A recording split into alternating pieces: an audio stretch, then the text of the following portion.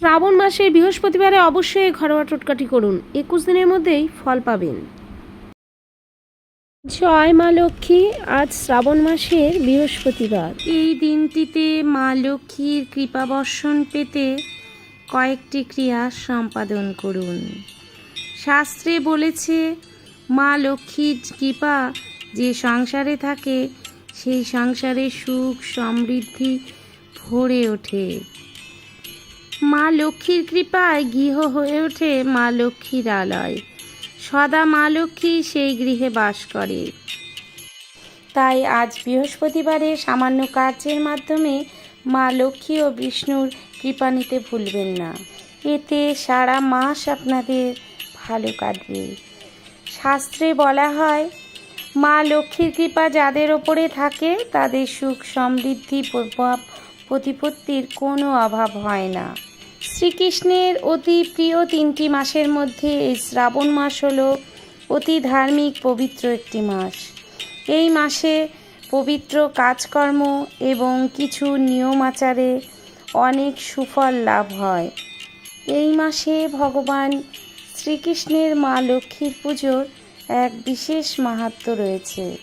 বন্ধুরা, এই মাস চলাকালীন আপনারা বৃহস্পতিবার এবং শুক্রবার স্নানের জলের মধ্যে এই জিনিসটি মিশিয়ে স্নান করুন। এতে বিশেষ সৌভাগ্য লাভ হয়। বাস্তুশাস্ত্র অনুযায়ী বাড়ির সবথেকে পবিত্র জায়গা হচ্ছে এই ঠাকুরঘর। এই ঠাকুরঘর একমাত্র জায়গা যেখানে বাড়ির সমস্ত পজিটিভ শক্তি প্রবেশ করে। বন্ধুরা, এই বিষয়ে আমাদের কিছু নিয়ম অবশ্যই বৃহস্পতিবারে পালন করা উচিত। কিন্তু বন্ধুরা, আমাদের সামান্য কিছু ভুলে তার প্রভাব এসে পড়ে পুরো বাড়িতে, যার জন্য আমরা অনেক সময় পুজো করেও শুভ ফল পাই না। এই জন্য বন্ধুরা, আমাদের ঠাকুর ঘরের বিষয়ে কিছু বাস্তু নিয়মকানুন অবশ্যই পালন করা উচিত। চলুন বন্ধুরা, জেনে নেই ঠাকুরঘর সম্পর্কে কিছু বাস্তু নিয়ম। তার আগে অবশ্যই বলবো, যারা ধৈর্য সহকারে আমার ভিডিওটি দেখছেন অবশ্যই লাইক কমেন্ট করে একটা সাবস্ক্রাইব করে দেবেন।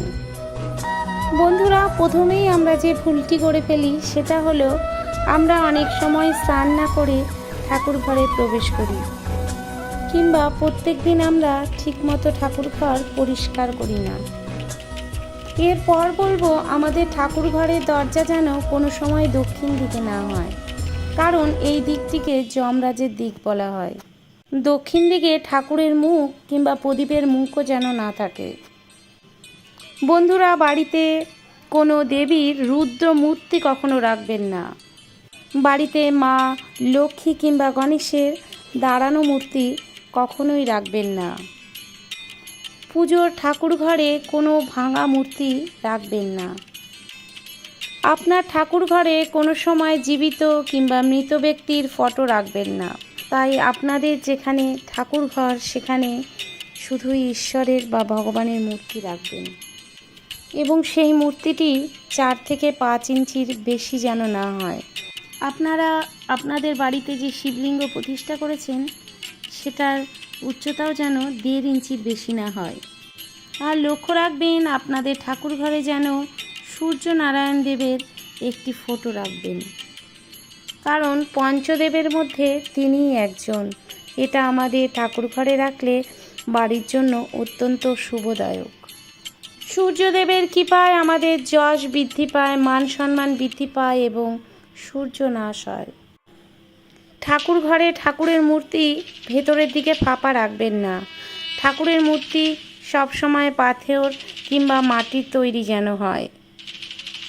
আর সব সময় খেয়াল রাখবেন, রান্নাঘর কিংবা ঠাকুরঘর থেকে আপনাদের বাথরুম যেন একটু দূরে থাকে।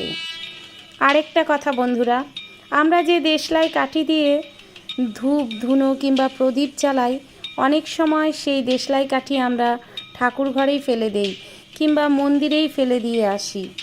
অনেক সময় আমরা ঠাকুরকে যে মালাটা দেই সেই মালা পরের দিন খুলে সেখানেই রেখে আসি, কিন্তু এগুলো মোটেও উচিত নয়।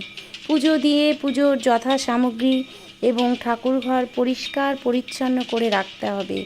এতে আমাদের বাড়ির যত নেগেটিভিটি, অশুভ শক্তি রয়েছে সব কিন্তু এই ঠাকুরঘরে পজিটিভ শক্তি অর্থাৎ শুভ শক্তির কাছে হেরে যায়। বাড়ির সবচেয়ে শুভদায়ক জায়গা হচ্ছে ঠাকুরঘর। এই জায়গা যত পরিষ্কার পরিচ্ছন্ন করে রাখবেন তত বাড়ির জন্য শুভ ফল আনবে। বন্ধুরা, ঠাকুরঘরে এই ক্রিয়াটি করতে পারলে অবশ্যই এই শ্রাবণ মাসের পুরো পূর্ণ ফল অর্জন করা যাবে। এই ক্রিয়াটি যদি করেন অবশ্যই বৃহস্পতিবারে নিরামিষ আহার গ্রহণ করবেন। কখনোই আমিষ আহার গ্রহণ করে কোনো শুভ কাজ করবেন না। বৃহস্পতিবার সন্ধ্যাবেলা পুজো অর্চনা হয়ে গেলে গণেশজির মূর্তির সামনে ধূপ ধুনো জ্বালিয়ে একটা লাড্ডু নিবেদন করবেন। যেখানে যেই গৃহে গণেশ প্রবেশ করে সেই গৃহে সদাই লক্ষ্মী বিরাজ করে। জয় গণেশের পুজো করার সময় অবশ্যই বলবেন, হে সিদ্ধিদাতা, হে পার্বতী নন্দন, আমাদের সমস্ত দুঃখ দুর্দশা অভাব অনটন তুমি হরণ করো। যদি এত কিছু নাও করতে পারেন তবুও হাত জোর করে ভগবানের কাছে ভক্তি মনে স্মরণ করুন।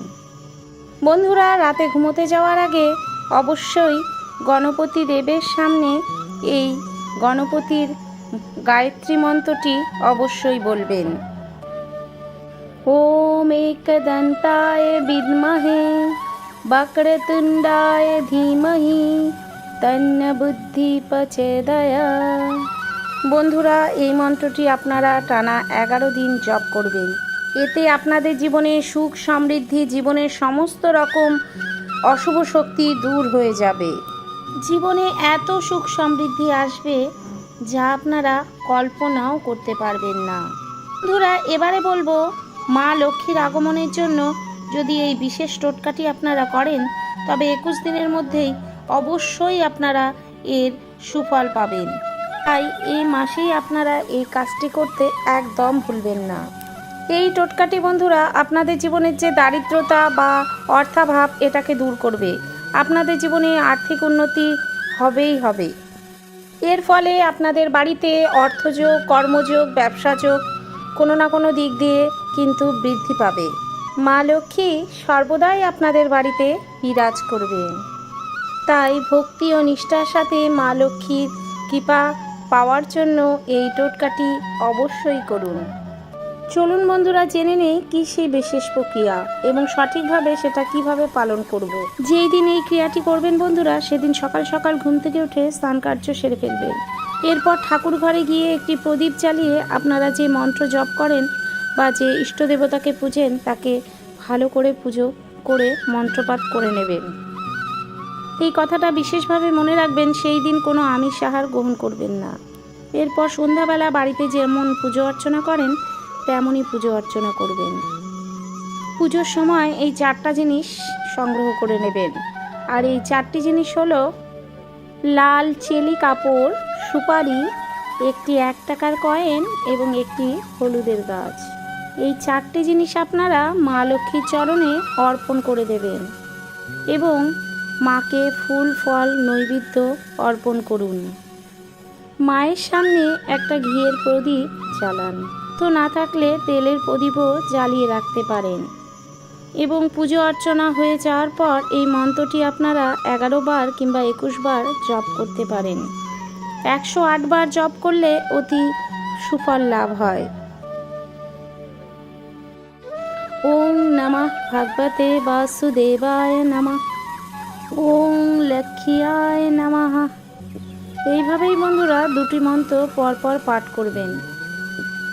পুজো শেষে বন্ধুরা মায়ের পায়ে অর্পণ করা সেই 4টি জিনিস লাল চেলি কাপড়ের মধ্যে ভালো করে বেঁধে আপনাদের বাড়ির যে ঈশান কোণ রয়েছে সেই কোণে এই কাপড়ের পুঁটুলিটি আপনারা পুঁতে দেবেন। মাটি খুঁড়ে মাটির তলায় পুঁতে দেবেন। যেই দিন পুজো সম্পাদন করবেন সেই দিনই এই লাল চেলিতে করে মাটি নিচে পুঁতে দিতে হবে। বাড়ির ঈশান কোণে সন্ধেবেলা পুজো শেষ হলে অবশ্যই লাল চেলিতে বেঁধে এই জিনিসগুলো পুঁতে দেবেন এবং যেখানে এটি পুঁতে রাখবেন সেখানে একটি গাছ লাগিয়ে রাখুন। তাহলে আপনারা সেই জায়গাটি চিহ্নিত করতে পারবেন এবং স্নান করে এসে প্রতিদিন সেই জায়গাটায় জল দেবেন এবং সন্ধেবেলায় অবশ্যই প্রদীপ দেখাবেন। সকালে স্নান সেরে অবশ্যই তুলসী গাছে জল অর্পণ করবেন, কারণ তুলসী দেবীর সেবা ছাড়া সেখানে কখনোই মা লক্ষ্মী সেবা নেয় না। বন্ধুরা, যাদের বাড়িতে দুঃখ দারিদ্রতা লেগেই থাকে বা কলহ ক্যাচাল লেগেই থাকে, তারা অবশ্যই এই মাসে বৃহস্পতি এবং শুক্রবারে বাড়িতে একটি প্রদীপ জ্বালিয়ে রাখবেন। এতে মা লক্ষ্মীর কৃপা বর্ষণ হয়। শ্রাবণ মাসের বৃহস্পতি ও শুক্রবারে মা লক্ষ্মীর সামনে সন্ধেবেলায় একটা ঘিয়ের প্রদীপ অবশ্যই জ্বালাবেন। এতে মানুষের দুর্ভাগ্য নাশ হয় এবং সৌভাগ্যের উদয় হয়।